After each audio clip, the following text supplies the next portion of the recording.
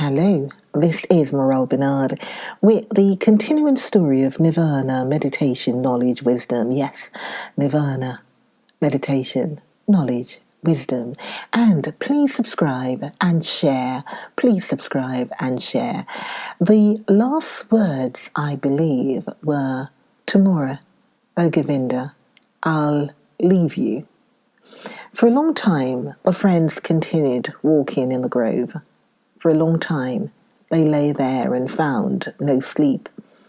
And over again, Govinda urged his friend he should tell him why he would not want to seek refuge in Gautama's teaching, what fault he would find in these teachings.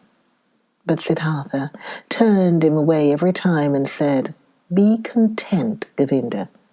Very good are the teachings of the Exalted One. How could I find a fault in them?" Very early in the morning, a follower of Buddha, one of his oldest monks, went through the garden and called all those to him who had as novices taken their refuge in the teachings, to dress them up in the yellow robe and to instruct them in the first teachings and duties of their position. Then Govinda broke loose, embraced once again his childhood friend, and left with the novices. But Siddhartha walked through the grove, lost in thought. Then he happened to meet Gautama, the Exalted One, and when he greeted him with respect, and the Buddha's glance was so full of kindness and calm, the young man summoned his courage and asked the Venerable One for the permission to talk to him. Silently, the Exalted One nodded his approval. Siddhartha said, "Yesterday, O Exalted One, I had been privileged to hear your wondrous teachings. Together with my friend, I had come from afar to hear your teachings, and now my friend is going to stay with your people. He has taken his refuge with you, but I will again start on my pilgrimage." "As you please," the Venerable One spoke politely. "Too bold is my speech," Siddhartha continued, "but I do not want to leave the Exalted One without having honestly told him my thoughts. Does it please the Venerable One to listen to me for one moment longer?" Silently, the Buddha nodded his approval. Siddhartha said, "One thing, O most Venerable One, I have admired in your teachings most of all. Everything in your teachings is perfectly clear, is proven. You are presenting the world as a perfect chain, a chain which is never and nowhere broken, an eternal chain, the links of which are causes and effects. Never before this has been so clear. Never before this has been presented so irrefutably, truly. The heart of every Brahmin has to beat stronger with love once he has seen the world through your teachings perfectly connected, without gaps, clear as a crystal, not depending on chance, not depending on gods. Whether it may be good or bad, whether living according to it would be suffering or joy, I do not wish to discuss.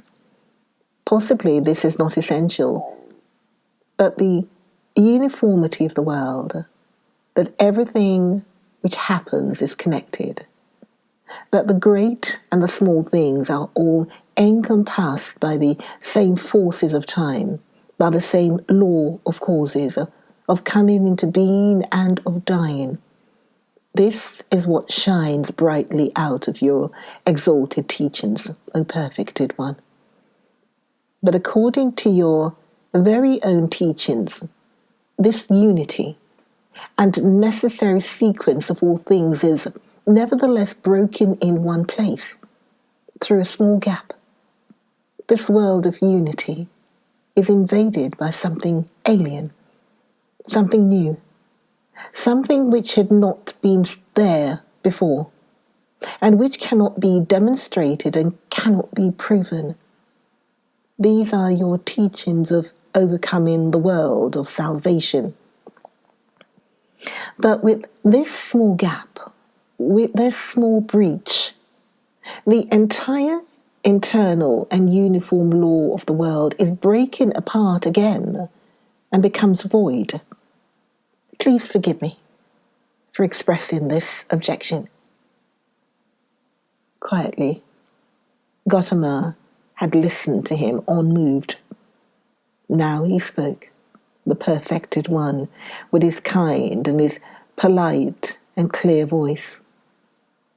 You've heard the teachings, O son of a Brahmin, and good for you that you've thought about it thus deeply. You found a gap in it, an error. You should think about this further. But be warned, O seeker of knowledge, of the thicket of opinions and of arguing about words. There is nothing to opinions. They may be beautiful or ugly, smart or foolish. Everyone can support them or discard them. But the teachings you've heard from me are no opinion, and their goal is not to explain the world to those who seek knowledge. They have a different goal. Their goal is salvation from suffering. This is what Gautama teaches, nothing else. I wish that you, O exalted one, would not be angry with me, said the young man. I've not spoken to you like this to argue with you, to argue about words. You are truly right. There is little to opinions. But let me say this one more thing. I have not doubted in you for a single moment.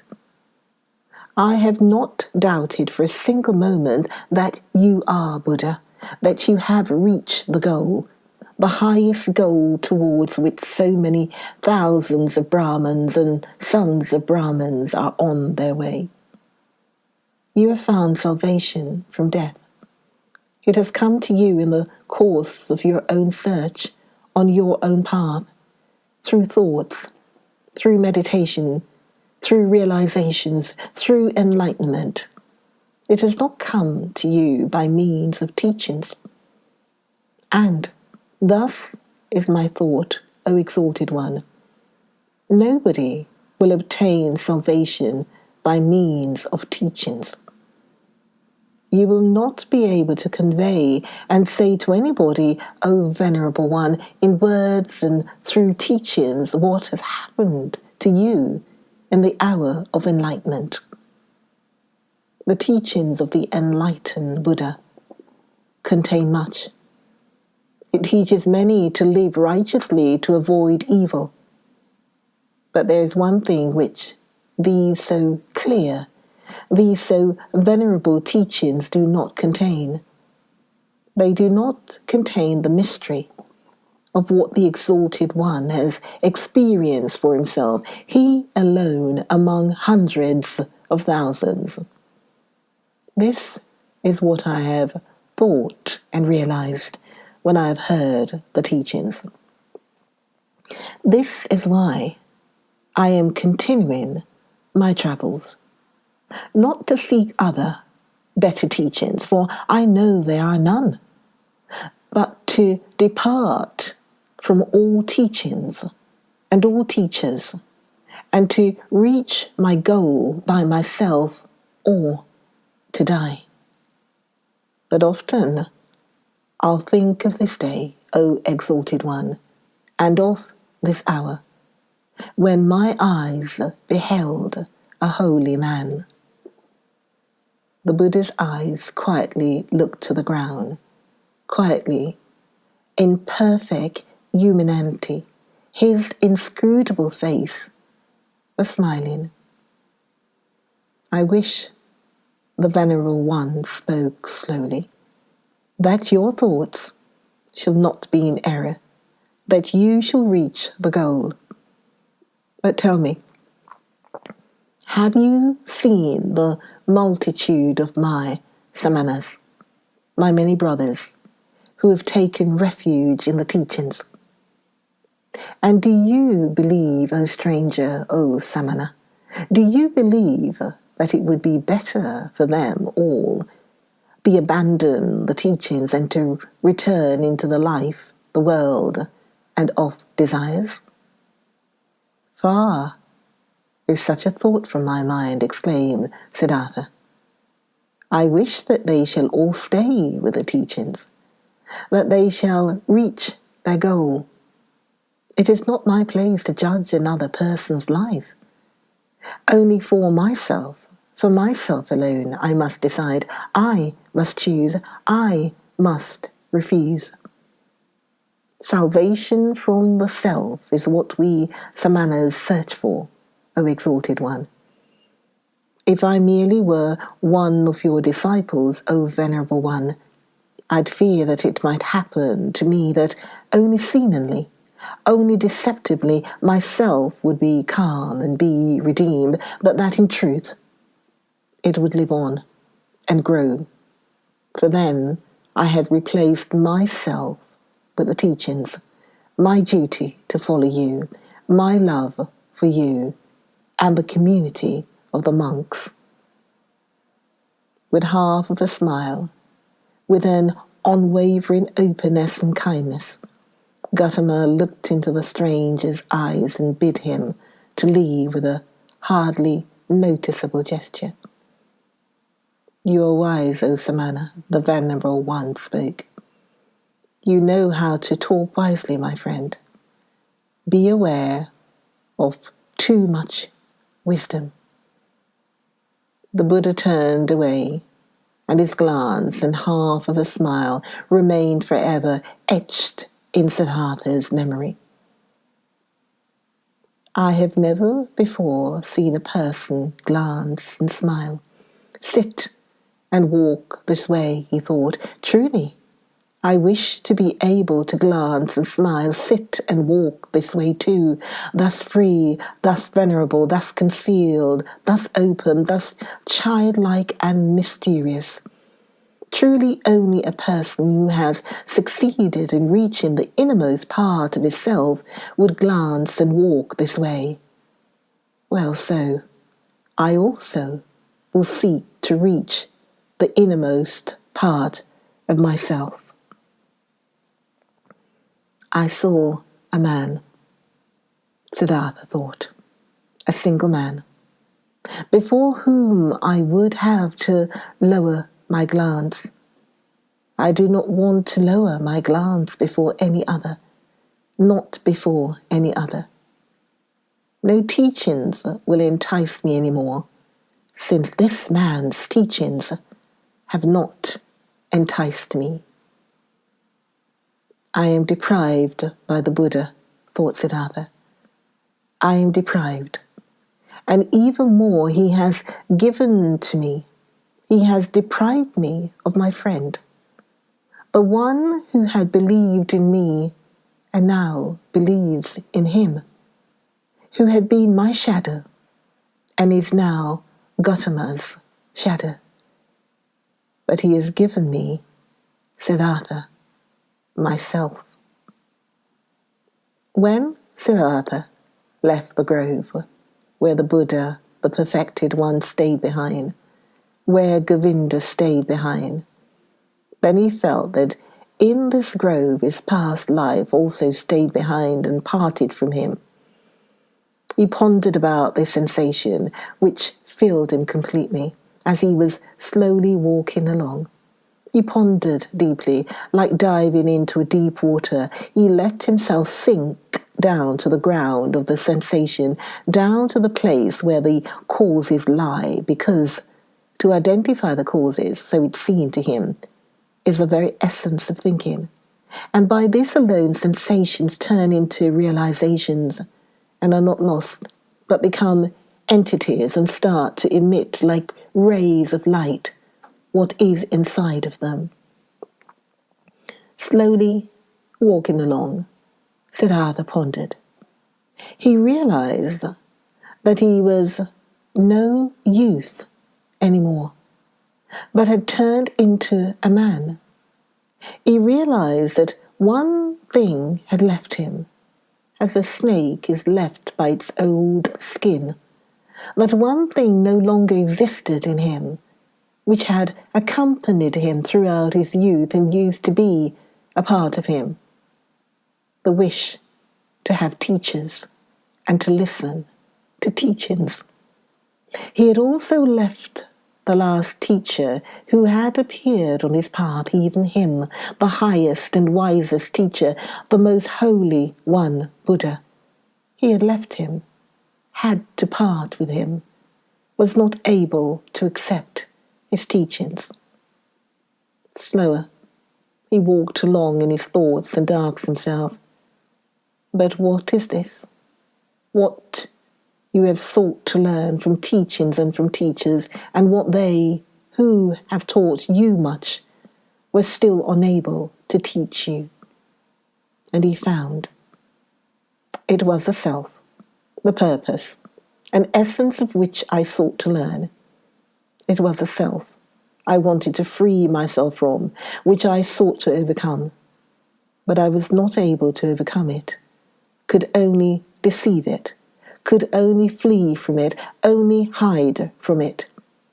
Truly, no thing in this world has kept my thoughts thus busy as this my very own self, this mystery of me being alive, of me being one and being separated and isolated from all others, of me being Siddhartha.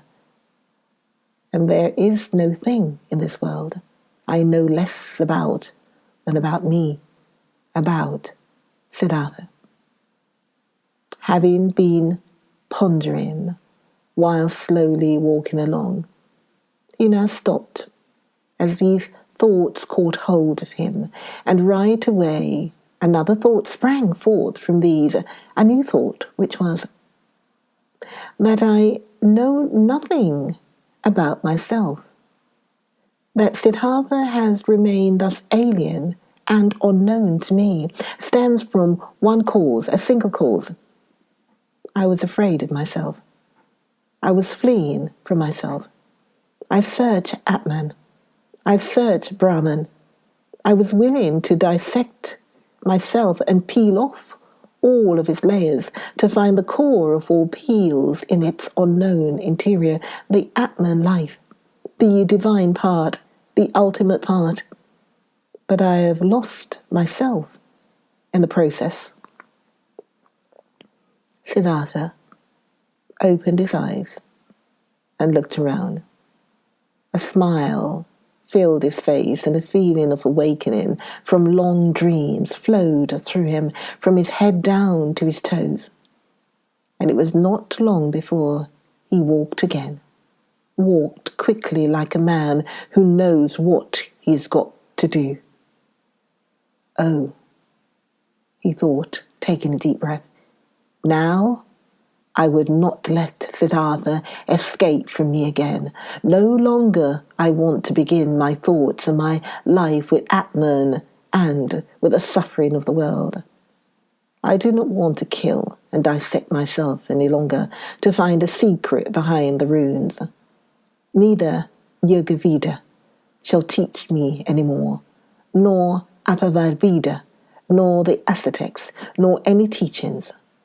I want to learn from myself, want to be my student, want to get to know myself, the secret of Siddhartha. Join me. Join me for the next video of Nirvana, meditation, knowledge, wisdom. Oh yeah, Nirvana, meditation, knowledge, wisdom. Join me for the next video. This is Morel Bernard. It says, look forward to seeing you. Join me for the next video, and please share and subscribe. Thank you.